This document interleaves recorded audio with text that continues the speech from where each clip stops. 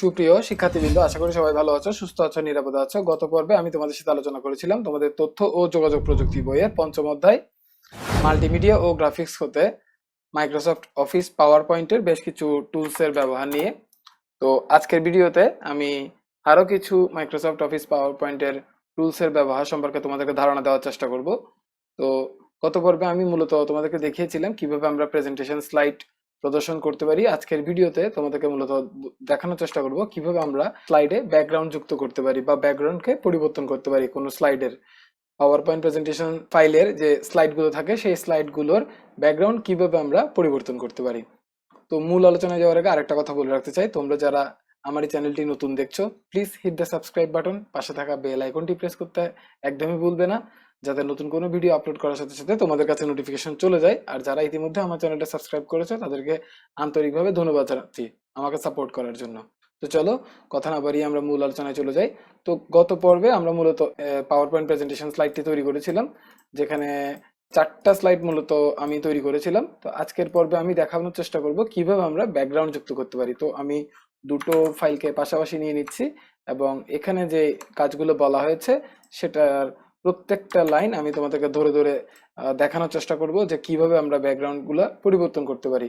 তো লক্ষ্য করো, ব্যাকগ্রাউন্ড পরিবর্তন করার জন্য যেটা করতে হবে, যে এখানে যেটা বলেছে যে কোনো স্লাইড তৈরি করার সময় এবং স্লাইড তৈরি করার পরেও ব্যাকগ্রাউন্ডের রং পরিবর্তন করা যায়। অর্থাৎ আমরা যখন কোনো একটা স্লাইড তৈরি করছি তখনও আমরা ব্যাকগ্রাউন্ড চেঞ্জ করতে পারি, অথবা কোনো একটা স্লাইড তৈরি করার পরে আমাদের প্রয়োজন অনুযায়ী আমরা কিন্তু ব্যাকগ্রাউন্ড কালারটা চেঞ্জ করে নিতে পারি, অথবা নতুন করে ব্যাকগ্রাউন্ড সেখানে সংযুক্ত করতে পারি, অথবা সেখানে যে কোনো ছবিকেও আমরা ব্যাকগ্রাউন্ড হিসেবে ব্যবহার করতে পারি। তো প্রত্যেকটা কাজ তোমাদেরকে আমি দেখানোর চেষ্টা করব। তো শুরুতেই যেটা দেখাবো সেটা হলো কিভাবে আমরা স্লাইডের কালার চেঞ্জ করতে পারি, ব্যাকগ্রাউন্ড কালারটা। তো এখানে তোমরা লক্ষ্য করছো নিশ্চয়ই যে প্রত্যেকটা স্লাইডের ব্যাকগ্রাউন্ড কালার কিন্তু সাদা দেওয়া আছে। তো আমরা চাচ্ছি যে আমরা এই স্লাইডগুলোর কালারগুলো চেঞ্জ করে নিব। তো স্লাইডের কালার চেঞ্জ করার জন্য আমাদেরকে যেটা করতে হবে, আমাদেরকে ডিজাইন মেনুর রিবনে চলে যেতে হবে, ব্যাকগ্রাউন্ড স্টাইলে। এই যে ডিজাইন মেনুতে চলে গেলাম আমরা, এবং এখান থেকে আমাদেরকে এই যে ব্যাকগ্রাউন্ড যে গ্রুপটা রয়েছে সেই ব্যাকগ্রাউন্ড গ্রুপে চলে আসতে হবে, এবং এই ব্যাকগ্রাউন্ড গ্রুপে যে ব্যাকগ্রাউন্ড স্টাইল যে ড্রপডাউন মেনুটা দেখতে পাচ্ছ সেটাতে তোমরা ক্লিক করবে, এবং এখানে ক্লিক করার সাথে সাথে তোমরা দেখতে পাবে এখানে অনেকগুলো সলিড কালার কিন্তু আছে, এবং এই সলিড কালারগুলোতে মাউস নিয়ে যাওয়ার সাথে সাথে কিন্তু ব্যাকগ্রাউন্ডটা চেঞ্জ হচ্ছে। যে স্লাইডে আমরা আছি বর্তমানে সেই স্লাইডের উপর সেটা কিন্তু অ্যাপ্লাই হচ্ছে, অর্থাৎ অ্যাপ্লাই করে ডেমো হিসেবে দেখানো হচ্ছে যে স্লাইডে যদি কালারটা চেঞ্জ করে দেওয়া হয় তাহলে স্লাইডের আউটলুকটা কেমন হবে। তো আমরা নিশ্চয়ই বুঝতে পারলাম যে কিভাবে আমরা কালারটা চেঞ্জ করতে পারি, ব্যাকগ্রাউন্ড কালারটা। তো এখানে শুধুমাত্র কিছু সলিড কালার না, এখানে সলিড কালারগুলোর পাশাপাশি কিছু গ্রেডিয়েন্টও দেওয়া আছে। এই গ্রেডিয়েন্ট ব্যাকগ্রাউন্ডগুলো কিন্তু দেখতে অনেক চমৎকার লাগে। এই গ্রেডিয়েন্ট ব্যাকগ্রাউন্ডগুলো কিন্তু আমরা এখান থেকে সিলেক্ট করে নিতে পারি। তো এই তো গেল একটা ধাপ বা একটা প্রক্রিয়া যে কিভাবে আমরা ব্যাকগ্রাউন্ডের কালার চেঞ্জ করতে পারি। আমরা অনেকগুলো সলিড কালার পেয়ে গেলাম এবং কিছু গ্রেডিয়েন্ট ব্যাকগ্রাউন্ড পেয়ে গেলাম। তো আমরা চাইলে আরো অনেকগুলো সলিড কালার এখান থেকে পেতে পারি। তো আরো অনেকগুলো সলিড কালার পাওয়ার জন্য, বা আরো অনেক টেক্সচার ব্যাকগ্রাউন্ড পাওয়ার জন্য, বা আরো ফরম্যাটেড ব্যাকগ্রাউন্ড পাওয়ার জন্য, বা আরো ইমেজ যাতে আমরা ব্যাকগ্রাউন্ডে সংযুক্ত করতে পারি, এই সবগুলো কাজ করার জন্য আমাদেরকে যেটা করতে হবে, ফরম্যাট ব্যাকগ্রাউন্ড নামে যে অপশনটা আমরা দেখতে পাচ্ছি সেটাতে ক্লিক করতে হবে। সেটাতে ক্লিক করার সাথে সাথে আমরা আমরা একটা পপ আপ ডায়লগ বক্স পেয়ে যাব। এই ডায়লগ বক্সটাতে 4টা অপশন দেওয়া আছে। প্রথম অপশনটা হচ্ছে সলিড ফিল, অর্থাৎ আমরা যে সলিড কালারটা দেখতে পেয়েছিলাম এখানে, এই সলিড কালারগুলোর মতন আরো কিছু সলিড কালার আমরা এখান থেকে পেতে পারি। এবং দ্বিতীয় যেটা সেটা হচ্ছে গ্রেডিয়েন্ট ফিল্ড, আমরা এখানে যে গ্রেডিয়েন্ট ব্যাকগ্রাউন্ড গুলো পেয়েছিলাম এই গ্রেডিয়েন্ট ব্যাকগ্রাউন্ড গুলোর মতন আরো কিছু গ্রেডিয়েন্ট ব্যাকগ্রাউন্ড আমরা ওখান থেকে পেতে পারি, অথবা আমরা কাস্টমাইজ করে আমাদের মতন করে আমরা গ্রেডিয়েন্ট ব্যাকগ্রাউন্ড তৈরি করতে পারি ওই অপশন থেকে। এবং তৃতীয় যেটা বলা হচ্ছে পিকচার অর টেক্সচার ফিল, আমরা এখান থেকে পিকচার অ্যাড করতে পারি আমাদের স্লাইডে ব্যাকগ্রাউন্ড হিসেবে, অথবা কিছু টেক্সচারকে ব্যাকগ্রাউন্ড হিসেবে আমরা ব্যবহার করতে পারি। তো আমরা একে একে দেখে নিব। তো আমি শুরুতেই কিছু সলিড ফিল কালারের ব্যবহার তোমাদেরকে দেখাবো। তো আরো কিছু সলিড কালার পেতে আমাদেরকে যেটা করতে হবে, সলিড ফিল যে রেডিও বাটনটা রয়েছে সেটাতে সিলেক্ট করে রাখতে হবে। এবং এখানে যে কালার অপশনটা দেখতে পাচ্ছ, এখান থেকে একটা ড্রপ ডাউন মেনু আসবে কালার নিয়ে, সবগুলো কালার নিয়ে, এবং সেখান থেকে আমরা আমাদের পছন্দ মতো কালার সিলেক্ট করে নিতে পারি। তো আমি কালারের যে ড্রপ ডাউন মেনুটা রয়েছে সেখানে সিলেক্ট করছি বা সেখানে ক্লিক করলাম। ক্লিক করার সাথে সাথে দেখো, তোমরা নিশ্চয়ই দেখতে পাচ্ছ এখানে কিন্তু অনেকগুলো কালার চলে এসেছে। আমরা এখান থেকে কালার সিলেক্ট করে নিতে পারি। তো লক্ষ্য করো, আমি চাচ্ছি আমার পুরো ব্যাকগ্রাউন্ডটা লাইট ব্লুতে আসবে, তো আমি লাইট ব্লু সিলেক্ট করে দিলাম। অথবা আমি চাচ্ছি ডিপ ব্লুতে আসবে, আমি ডিপ ব্লু সিলেক্ট করে দিলাম। অথবা আমি চাচ্ছি পার্পল কালারে আসবে, আমি পার্পল কালার সিলেক্ট করে দিলাম। এভাবে আমরা বিভিন্ন কালার এখান থেকে সিলেক্ট করে নিতে পারি। আমরা যদি আরো কালার চাই, তো আরো কালার পেতে আমরা মোর কালার যে অপশনটা দেখতে পাচ্ছি একেবারে নিচের দিকে, সেটাতে যদি ক্লিক করি আমরা এখানে একটা ডায়লগ বক্স পেয়ে যাব, পপ আপ ডায়লগ বক্স। সেই পপ আপ ডায়লগ বক্সে আমরা কালার মিক্সচার করার সুযোগ পাবো। আমরা এখান থেকে যে কোনো কালার সিলেক্ট করে নিতে পারি।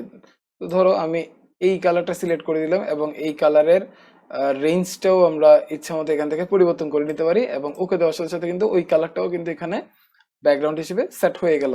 তো এখানে ব্যাকগ্রাউন্ড সেট করার সময় আরো একটা বিষয় আমাদেরকে লক্ষ্য রাখতে হবে, সেটা হলো আমরা ব্যাকগ্রাউন্ড কালার সলিড ফিল বা গ্রেডিয়েন্ট ফিল বা পিকচার অর টেক্সচার যেটাই সিলেক্ট করি না কেন, আমাদেরকে অবশ্যই মাথায় রাখতে হবে যাতে আমাদের স্লাইডে থাকা কন্টেন্ট বা টেক্সটগুলোর প্রেজেন্টেশনের যে স্ট্যান্ডার্ড সেটা যাতে বজায় থাকে। তো এবার আমরা গ্রেডিয়েন্ট ফিল এর ব্যবহার দেখব, অর্থাৎ আমরা আরো কিছু গ্রেডিয়েন্ট ব্যাকগ্রাউন্ড দেখব। আমরা এখানে কিছু বেসিক গ্রেডিয়েন্ট ব্যাকগ্রাউন্ড দেখেছিলাম, এবার আমরা আরো কিছু গ্রেডিয়েন্ট ব্যাকগ্রাউন্ড দেখব। তো সেটার জন্য আমাদেরকে যেটা করতে হবে, গ্রেডিয়েন্ট ফিল যে রেডিও বাটন রয়েছে সেটাতে ক্লিক করতে হবে, এবং এখান থেকে আমরা ইচ্ছা মতো গ্রেডিয়েন্ট ফিল ব্যাকগ্রাউন্ড ক্রিয়েট করতে পারি। সেটার জন্য আমাদেরকে যেটা করতে হবে, গ্রেডিয়েন্ট ফিল রেডিও বাটনে ক্লিক করার পর আমরা এখান থেকে প্রিসেট কালার যে ড্রপ ডাউন মেনুটা রয়েছে সেখানে আমরা ক্লিক করতে পারি, এবং এখানে ক্লিক করার সাথে সাথে আমরা আরো বেশ কিছু গ্রেডিয়েন্ট ব্যাকগ্রাউন্ড পেয়ে যাব। আমি যেটাই সিলেক্ট করি সেটা অনুযায়ী আমাদের ব্যাকগ্রাউন্ড কিন্তু চেঞ্জ হবে। তো আশা করি তোমরা বুঝতে পেরেছো যে কিভাবে গ্রেডিয়েন্ট ফিল আরো বেশি পরিমাণে আমরা পেতে পারি, এবং সেখান থেকে পছন্দ মতো গ্রেডিয়েন্ট ফিল আমরা আমাদের স্লাইডের ব্যাকগ্রাউন্ড হিসেবে সিলেক্ট করতে পারি। এবার লক্ষ্য করো, পিকচার অর টেক্সচার ফিল, এইটাতে যদি আমরা ক্লিক করি আমরা পিকচার বা যে কোনো ধরনের টেক্সচার ব্যাকগ্রাউন্ড আমরা আমাদের স্লাইডের ব্যাকগ্রাউন্ড হিসেবে সেট করতে পারি। তো আমি শুরুতে টেক্সচারটা দেখানোর চেষ্টা করব। পিকচার ওর টেক্সচার এই যে রেডিও বাটনটা রয়েছে সেটাতে ক্লিক করার পর আমরা এখানে যে টেক্সচার নামে ড্রপ ডাউন মেনু পাচ্ছি সেটাতে আমরা ক্লিক করব, এবং এখান থেকে বিভিন্ন ধরনের টেক্সচার ব্যাকগ্রাউন্ড আমরা পেয়ে যাব, এবং যেটাই আমরা সিলেক্ট করে দিব সেই অনুযায়ী আমাদের ব্যাকগ্রাউন্ডটা পরিবর্তন হবে। তো আশা করি তোমরা বুঝতে পেরেছো। এবার আমরা পিকচার কিভাবে সেট করা যায় ব্যাকগ্রাউন্ড হিসেবে সেটা দেখার চেষ্টা করব।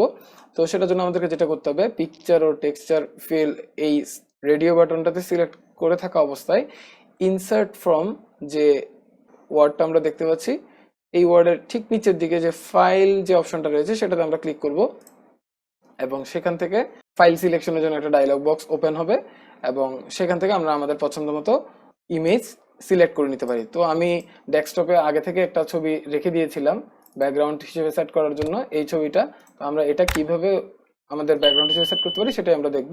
তো আমি ফাইল অপশনটাতে ক্লিক করলাম, এবং আমি ডেস্কটপ যে ফাইল লোকেশন আমাদের সেই ফাইল লোকেশনে আছি।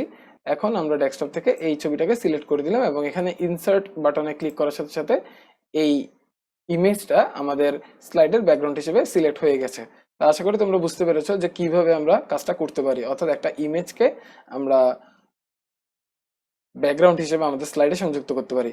তো সবশেষে আরেকটা কথা বলবো, সেটা হচ্ছে সবচেয়ে গুরুত্বপূর্ণ বিষয়, সেটা হলো আমরা সলিড ফিল বা গ্রেডিয়েন্ট ফিল বা টেক্সচার ফিল বা পিকচার যাই ব্যবহার করি না কেন, আমাদেরকে অবশ্যই মাথায় রাখতে হবে আমাদের স্লাইডের কন্টেন্টগুলোর ভিজিবিলিটি বা প্রেজেন্টেশন স্ট্রাকচারটা বা প্রেজেন্টেশন স্ট্যান্ডার্ডটা যাতে বজায় থাকে, অর্থাৎ কোনো টেক্সট যাতে আমাদের দৃষ্টির অগোচরে চলে না যায়, এই বিষয়টা আমাদেরকে লক্ষ্য রাখতে হবে। এবং এখানে আরেকটা কথা বলে রাখতে চাই, আমরা একটা স্লাইড সিলেক্ট করে এই কাজটা করলাম, আমরা যদি চাই আমরা যে কাজটা করলাম বা যে ব্যাকগ্রাউন্ডটা সেট করলাম এই স্লাইডে, সেটা যদি সবগুলো স্লাইডের মধ্যে আমরা অ্যাপ্লাই করতে চাই, আমরা এখানে অ্যাপ্লাই টু অল যে অপশনটা রয়েছে সেটাতে ক্লিক করতে পারি। সেটাতে ক্লিক করার সাথে সাথে কিন্তু আমাদের সবগুলো স্লাইডে এই ইমেজটা ব্যাকগ্রাউন্ড হিসেবে সেট হয়ে যাবে।